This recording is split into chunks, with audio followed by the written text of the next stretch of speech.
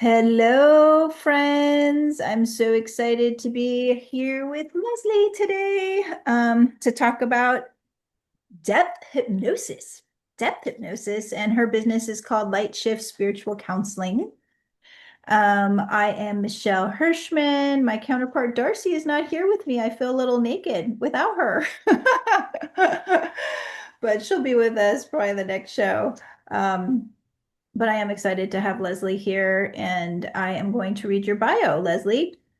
Leslie Tenjack is a depth hypnosis practitioner, applied shamanic counselor, coming to peace facilitator, meditation facilitator, ordained minister, and parent. She works with clients both in Kansas City and virtually through a combination of hypnosis, applied shamanism, Buddhist psychology, transpersonal psychology, dream work, energy medicine, and plant medicine integration. Is there anything you don't do, Leslie? Leslie helps clients get to the root of issues, release things that no longer serve them, and reconnect with their full, empowered, beautiful selves. Leslie moves through life with a daily practice infused with a deep reverence and connection to nature, community, mindfulness, ritual, impermanence, loving kindness, gratitude, and compassion. I love that. Oh, I'm so excited to learn what you do. So, Leslie, why don't you share with us why you got started in doing this work? Like, what inspired you? Yeah.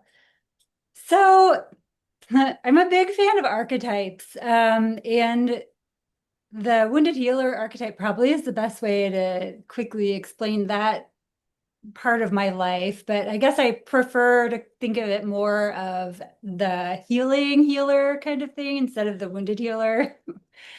But yeah, I came to this work through my own healing journey, like a lot of people. I'm a graphic designer by trade and spent years working in nonprofit communication primarily. But behind the scenes, I was falling apart. I got pretty sick in my after my third child was born. And I had been super, super healthy. So it was kind of a baffling thing for a lot of us, including the doctors that I started going to. So no one seemed to know what was going on. And I, again, like a lot of people, started advocating for myself and just went on this rampage trying to get better. So I turned to traditional methods first and saw the doctors and changed my diet and got a therapist and started doing a lot of things the way a lot of people do. And they helped quite a bit. Those things helped quite a bit. But until they didn't. And I hit this wall and everything started to plateau. And I just kind of knew something more was going on. And somewhere along the lines, probably through the therapy, I think trauma started becoming front and center. And EMDR actually was something too that I tried with my therapist.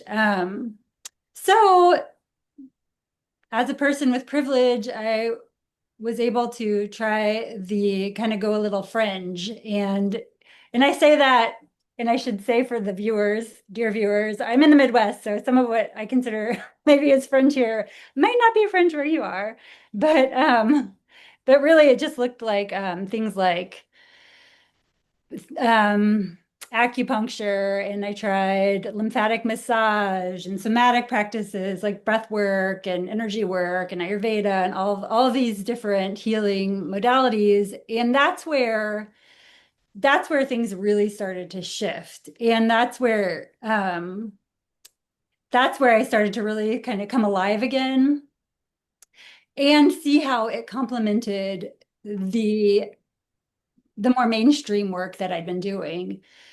And kind of have the aha moment of like, there's why aren't more people talking about these other things, and what else is there? So that's kind of when, so I had this friend that I used to work with that had gotten into, she was went into spiritual direction with a group of nuns, and she's a super interesting person, and she had been adding all these modalities that seemed to be helping. And so she was one of the first people that had introduced me to shamanism as a means of healing. And around the same time, I also had been following these like things I like to think of as like universal breadcrumbs, that led me to the foundation of the Sacred Stream in Berkeley. Again, all online, but which is where I ended up doing my training. And so when I first had when I had my first sessions with a shamanic practitioner outside of the Sacred Stream, she'd been trained in different modalities, like that was life-changing. And it felt like just these ginormous shifts kind of seemed to be happening, and it really caught my attention. And then kind of like around the same week, I started seeing a depth hypnosis practitioner, and her work too was just so different. And it really accessed something deep within me. And it really felt like, I don't know, like a remembering, I guess, of some sorts, which might sound strange, but anyhow, it was a big turning point. And so Sacred Stream had some classes that were starting up right away. And the first one was a journey and a class that taught you how to do the shamanic journey. So I signed up for that and some of their big classes, which I mean, they're all big classes, but like the biggest class I signed up for like was my second class. It was their Depth Hypnosis Foundation course. So I kind of jumped into the deep end with the training, thinking I was just there for personal healing, which I absolutely was. I was there for that. But then somewhere a few classes in, I kind of realized that this was something I wanted to bring to other people, something that really felt like it was missing, and something that changed lives relatively quickly. So, so it felt like a call, it felt like an initiation, and so now that's what I'm doing. I officially left my career as a graphic designer and a communications person last about a year ago. I had been finishing school and then building my practice for a couple years, and so now I'm just doing this. Well, I'm just doing this, but yeah, that's where I'm at right now. Amazing. I love the term universal breadcrumbs, like you were following universal breadcrumbs. I haven't heard that before. Like kind of Hansel and Gretel or something. Like, where am I? yeah, I mean it's a mindful practice to be able to pay attention to what messages the universe is providing you, and you did in that, Yeah. which is pretty awesome. Yeah. So so I know you do a lot of things, but I know like the biggest piece that when I've talked to you in the past, this depth hypnosis Mhm. work seems to be a calling, and also, I mean, you're using a kind of a hybrid of modalities when you're working with somebody. Do you want to share a little bit about what someone would expect in a session with you? Yeah. So with so so I've been trained. So the Sacred Stream has several different routes, I guess, of training or areas of training, and so I've been trained in most of them. The only one I haven't done the full training for is their Buddhist psychology path.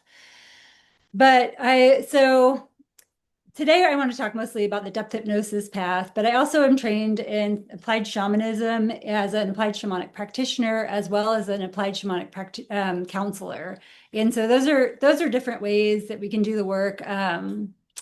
But and okay, so starting with depth hypnosis. So it is totally different than talk therapy, but Dr. Isaguchi Yardi, who is the person who's created this combination of ancient wisdom and more modern techniques, one of the one of the pillars of the work is transpersonal psychology.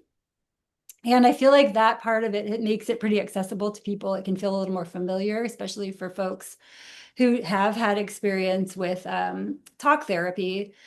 But then also in there, the other things she's woven together are the applied shamanism, the Buddhist psychology, the energy work, and then the hypnotherapy or the altered state work. And then I've added on training with plant medicine, integration and preparation. And just to be clear, I don't do anything. I don't lead ceremonies. I'm not helping people have plant medicine experiences, but I'm there on both ends of it. So before and after. So as far as depth hypnosis goes, the structure of it is so it's pretty specific, and there are one-off things. So people can see me for all of this straightforward, what we call suggestion hypnosis work. And you've had guests come on here before speaking about hypnosis.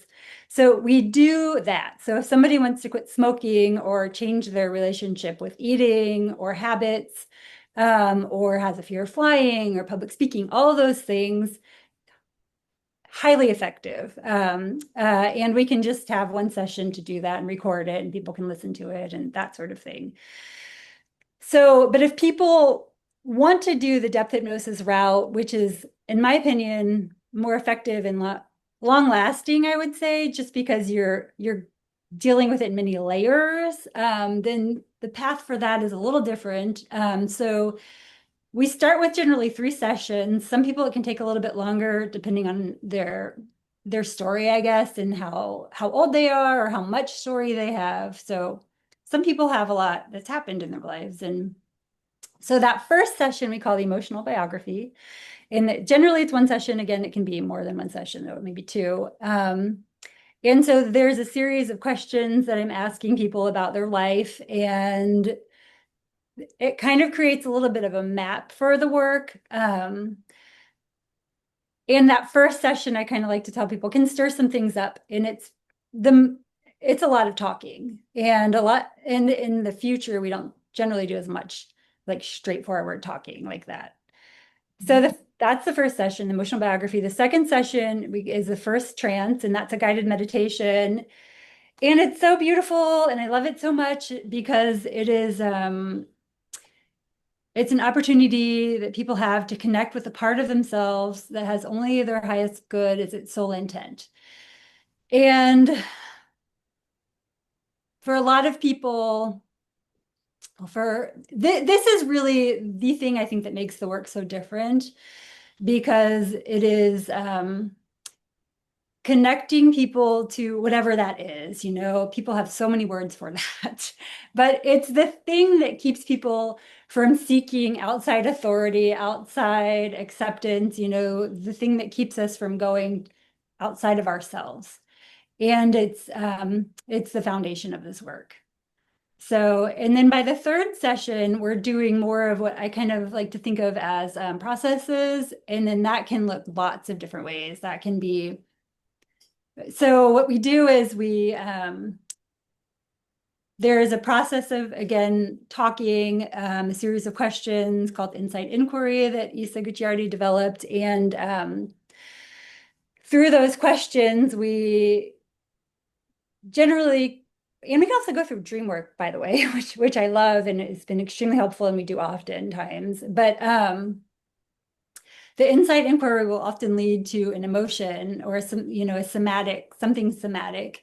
And through those embodied experiences, we enter that altered state and do the hypnotherapy. And that can lead us to age regressions, past life regressions, things happening energetically. That's where a lot of the shamanic work kind of comes in. And it's pretty incredible. And generally, a person can see if it's a good fit from 3 to 5 sessions, I would say. Like that's, I think, where you'll see if this is the work for you. Wow. Well, that's not very many. Yeah. What would you say would be the biggest challenge that people are coming to see you? Like what's kind of the people that you're attracting right now of who comes? Yeah. So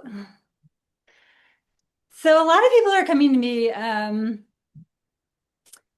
It's an interesting question because I feel like starting out, a lot of people have been coming, it's because it's changing a little bit. They've been coming because they're in a collapsed state, or they're they're really overwhelmed, or they're in a huge crisis, or they've been doing talk therapy for a really long time and they've hit a wall and they can't talk their way around it.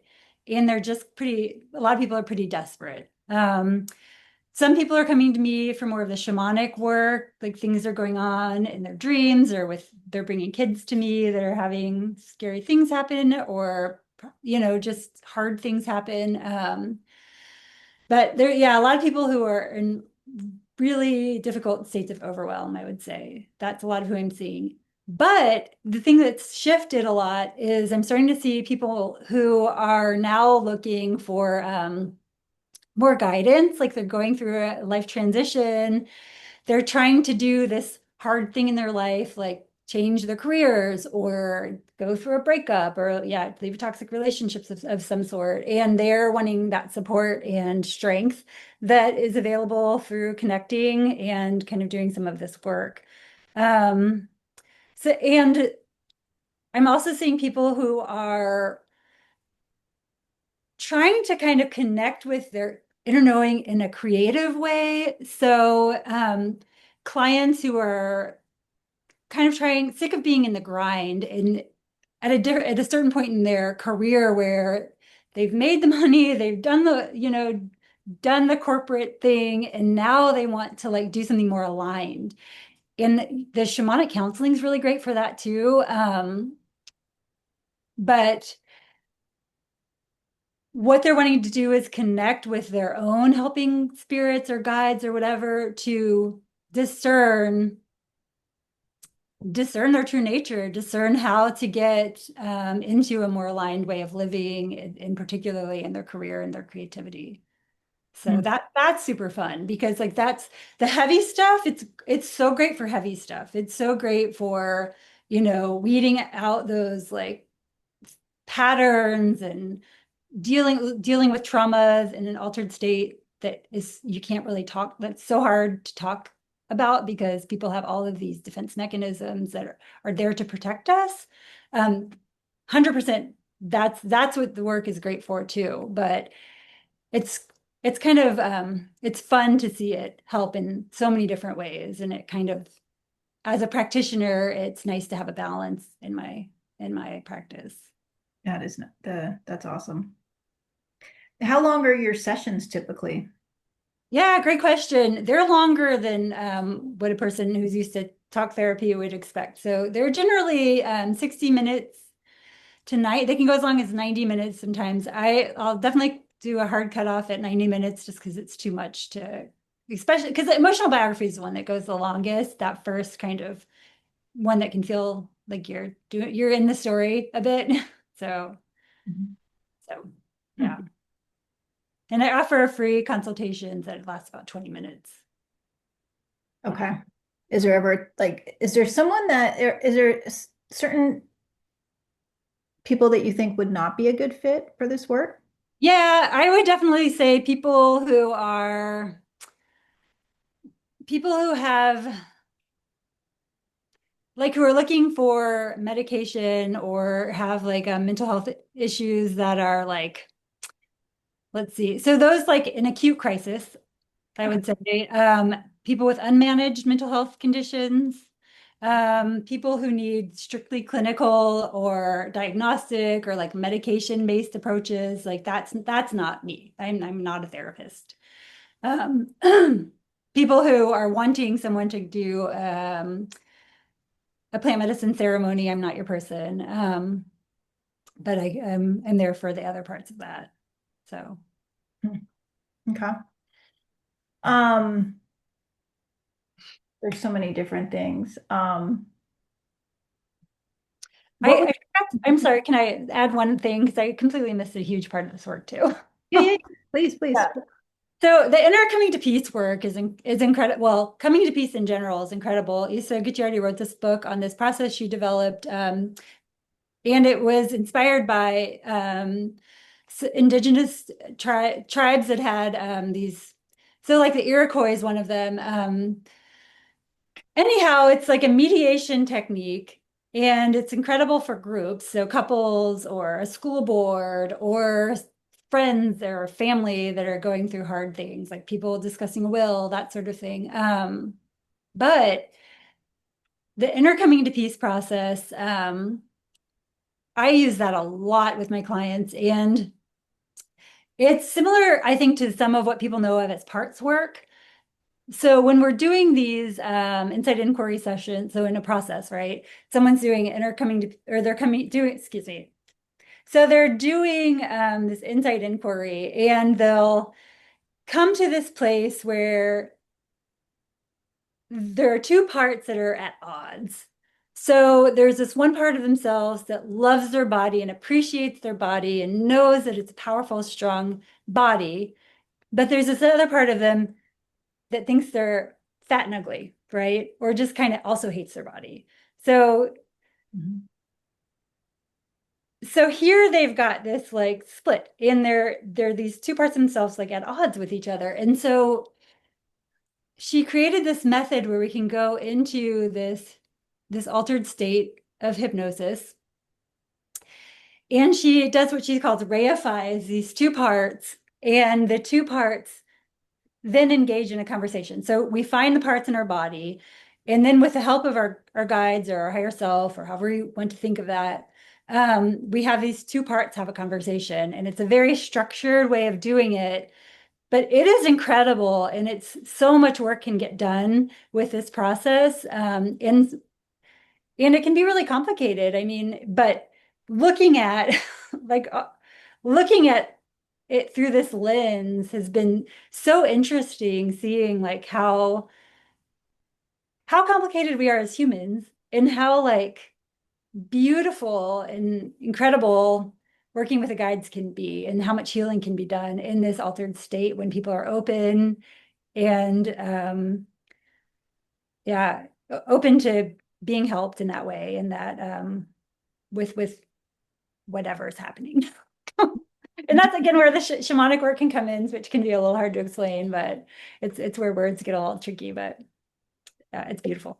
It, it's also sounding a little bit like channeling Yeah, there's a lot of that going on. within the shamanic work, right? That's Yes. what you Yeah. reference. Yeah. Because we had on one of the episodes, we talked to somebody who just channels. And so I just want there to be kind of understanding of the different and how sometimes there in certain modalities, there's actually overlap with different things that we use. Oh yeah. So that's pretty cool. Awesome. Is there anything else you want to add about your work? Yeah, I mean, I think the plant medicine piece is kind of interesting, because especially because it's trending, right? And so I think a lot of people, I'm in Missouri, but we're right on the line between Kansas and Missouri. And so there are a lot of people, so Colorado has laws where psilocybin's legal, right? And people also, marijuana is legal. And so a lot of people are having these experiences that are legal, that are sending people to therapists because they've had, they're kind of having like a spiritual crisis in some way, or they've had these psychedelic experiences that they don't understand, or that were really scary, or they were in a really ungrounded or poorly held circle, and they're just not okay. So Yeah, there's one. I Go ahead. think well, because I don't want to get too much into the plant medicine because that Yeah. would be kind of a separate episode. But Okay. I do love what you're saying, which is you will help with reparation because we do get that a lot of times people will have not such a good experience, even though it's this like trending thing, and you're there on the other side to help support them retransitioning and repair work if it doesn't go as well. Is that what I'm hearing? Yeah. Yeah, because a lot of plant medicine, is well was performed by shamans, or is traditionally a shamanic thing. And so they're going to these places and having these huge, profound experiences, and in this energetic realm, right? In this unseen world. And then they're coming back and trying to talk about it, or, make sense of it. And that's where this work can be hugely supportive. And many therapists, so there are a lot of therapists that do depth hypnosis and psychologists, and they have found that this work in particular is the thing that's been helping them with those clients, that world of clients, yeah, that specific set of problems. Yeah, that's awesome. I didn't, that's great. Mhm. Well, we have Endra here with us. Do you have any questions? Yeah, I love that. So like with the sh like the shamanic work is more like from what I've gathered, so you go in and you start working with like their spirit team, higher self, and spirit guides, and you're channeling also during that time for the client. So, yeah, so in applied shamanism, the way I'm working is okay, so just to kind of so this is the ordinary reality, right? Where you and I exist, where we work, where we live, where we, deal with physical things. We live in ordinary reality. And then when we sleep, we're in non-ordinary reality. And so and there's a lot to all this. So I'm doing totally like nutshelling this.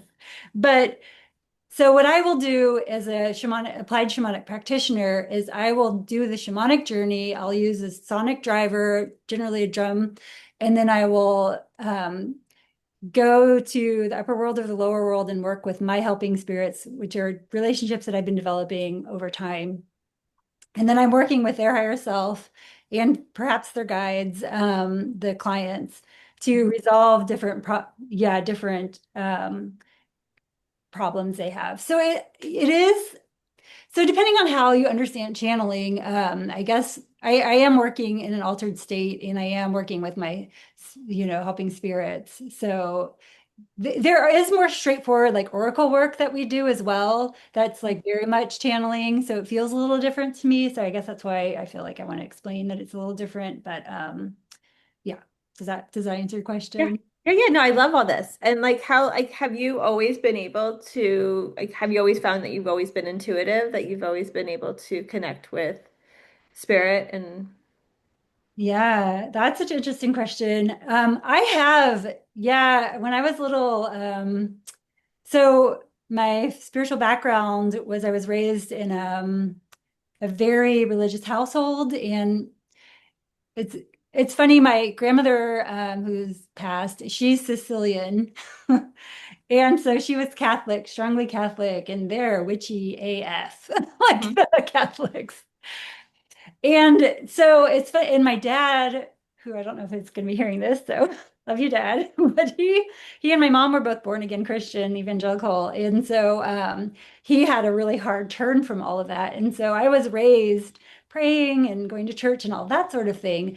But also there was a lot of fear around working with like dark magic, or I don't know, however they explained it. I was so scared to even check my horoscopes in teen magazine when I was like in middle school, I remember. I mean, it was very strongly discouraged to ever tread on those grounds. And so, like, so yeah, I was highly intuitive as a kid. I prayed all the time. I like would talk to trees and sing with the birds and, like loved being outside. And like that was my happy place. I was very empathic too. And so I could feel energies really easily. And I didn't like that. I would get scared. I lived in a, very old home at one point and would get spooked going into parts of the house. And, that sort of thing's not fun. But a lot of us who end up finding our way in that work, I think can understand that. So I kind of did the, things a lot of people do as they get older and kind of had like protection around me and walled off those things. But they find their way kind of back in. So, yeah, I love that. From all your modalities that you have, because you have so many, when mm, you were doing your like remembering point, your transformation into like who you are, mm, is there one modality that resonated with you the most that was like coming like a coming home? Like the yeah, one that, and it could have been like your intuitive abilities, because as children we yeah, have them and then we push them down as we get older. Uh, yeah. so for those to like resurface again, what was like the most like innate like that modality that you think you've carried on in every lifetime? I think it must be the shamanic work or the animism kind of part of it all, that just like being outside and interacting with animals and plants and that sort of thing and just feeling so connected, just like being able to like, and I feel like we all have this, so I don't think there's anything special about me.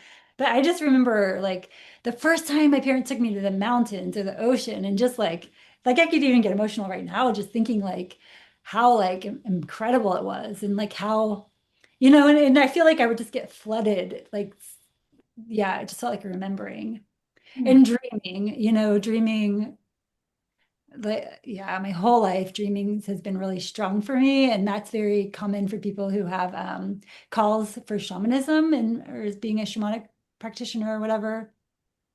So those things are all like ways people, or especially dreaming, are ways people would know like traditionally that they were called on a path. So yeah. Watching you talk about it and getting teared up and like seeing the passion you have, you can see that it's an inner truth for you for Yeah. sure. And it's very beautiful.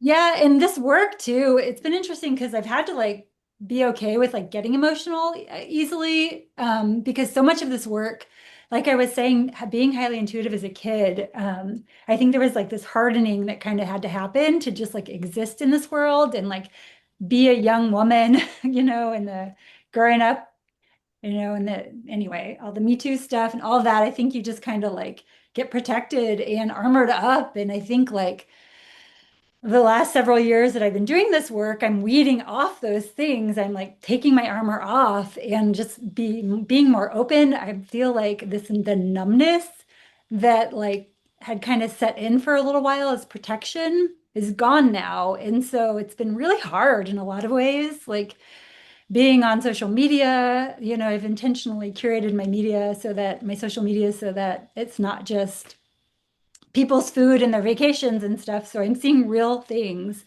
and and it's really hard. And so like, but also I think it's really important that we're not numb. And I think I was lucky enough to get to do all this healing so that Yeah. I can be empowered and I can be a source of like help for other people and also, take action. So Hmm. and Yeah. help people out of their numbness. What I mean, I talk to people all the time and they don't have the courage like you did to step out of kind of the day-to-day job you had to actually do this work. What what like was the kind of final nudge that helped you with that? Honestly, I think that's less about strength or courage and more about privilege. I'm partnered. My husband has a great job. We're in a place where our kids are a little older and doing better, doing well. And so I was able to do that. I think a lot of people I know who are incredible practitioners don't have those luxuries, right? A lot of healers don't. So the nudge to like finally do it. Yeah, I mean, I think that was just feeling like I had an opportunity and But it it was just felt like but it more was centered in brave. my Like truth. it's a brave move. Like Yeah, even it is. But it is for sure. But like I didn't have to worry about like losing my home or not being able to pay my bills or anything. And I do think that that's important that we acknowledge that late stage capitalism makes it really hard for a lot of people. But I am working with my guides regularly, and I felt like that very much like because have a daily practice of doing the shamanic journey and checking in with my guides. That those are I'm getting messages a lot about like timing, but I don't know. I feel like it's worth saying that I know not everyone has the same ability to do this. but I'm yeah, I just don't want you to minimize the Yeah. because it's still there because you were in an industry like it's not it's still a huge significant shift, right? You were Sure. doing a totally different mode and then you're now over here. And so to take that huge deep dive, um, Yeah. is also really courageous. So I just want to honor that. Well, thank you. But yeah. Uh, Yeah. yeah. And because I had the opportunity to meet you for the first time several years ago, and where you were then and where you are now, because I think you had just like started stepping down, or you was within that year that you Yeah. had stepped down. So you were really trying to step into this new presence that you are really thriving in now, that you're Yeah. from this heart space with clarity. Yeah. Yeah. Yeah. It was unexpected. I mean, like I said, when I started taking the classes, it was all still from this self-healing thing and less like about wanting to change my career. I was midlife, it's not really a time a lot to everyone's looking to change their career. And Mhm. I like what I do. I feel like it was a fun creative outlet and it changes a lot. But it didn't feel this feels important. This feels needed. It feels aligned, and I think I can use the parts of design that I love, the parts of my creativity that I love still. Communicating is a huge part of this work. There are all the opportunities to still do graphic design and communications. So I don't feel like I'm missing that. It's just like I'm my own boss now, and that's lovely. I love that. Mhm. So you do virtual work. I know you mentioned you're in Missouri and you can do in person out here, but for people that are listening across the US and abroad, you're able to do some virtual. Yeah, it works great. A lot of people wonder if it works online, but it absolutely works. The energy stuff, it's incredible how much it works. Yeah. Okay. And then I know we're gonna have your bio and the links below. Is there anything that's like coming up that you would want to hype up for people to know about? I'm doing a lot of things locally that are really fun. I'm trying to think. I haven't figured out how to offer some things that I'm doing here online yet. Maybe once I kind of get them nailed down, I will. But I'm doing I office out of a place called Pilgrim Center, which we're working on changing the name, but it's a nonprofit, and they have access to they steward a chapel, so a building that was a church, but is no longer a church, and then a little house next door, and so they have a beautiful little campus, and there's not much going on there. So I've been doing a lot of programming there. So I offer guided meditations on Sunday morning there in Hyde Park in Kansas City for anybody who's local at 9:30 on Sundays. And we're doing a tea and tarot activity once a month that's super fun. And I love it because it connects people with their own intuition. And it's great for people who don't have any experience with tarot. I also read tarot. That was a big gateway to me too. Andrea, you were asking about my intuition. And I feel like I would have dreams about anyway, I had dreams about this nun who was reading tarot cards in some dark room.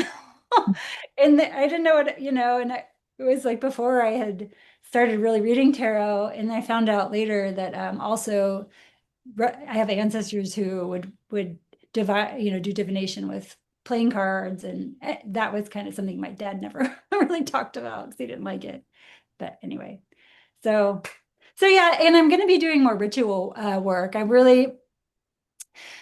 pretty involved in some activism stuff in locally, and I have a friend. There's this group called Moms Rage that's incredible, and they're not just moms, but they're really trying to figure out what to do with that ethos, right? That energy of like bringing humans into this world, and then everything's on fire.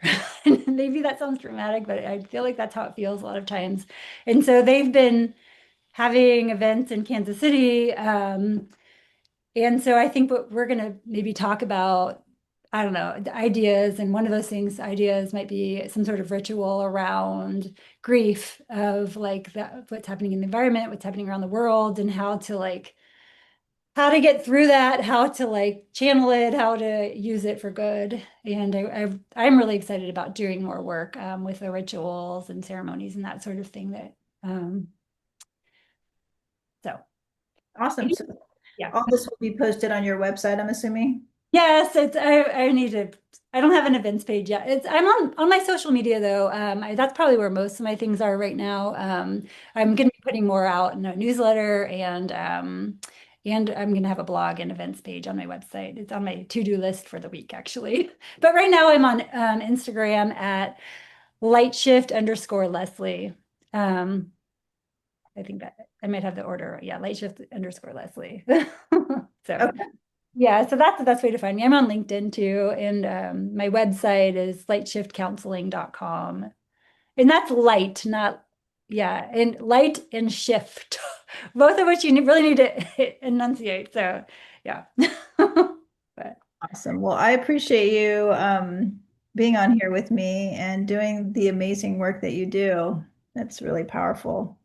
thank you, Michelle. I so appreciate this platform. Thank you. I think it's so needed that people here, especially other healers and which therapists absolutely are and psychologists absolutely are. So I think it's great that you're letting us all have this outlet platform. So thank you. Thank you for doing that. Right on. Thank you.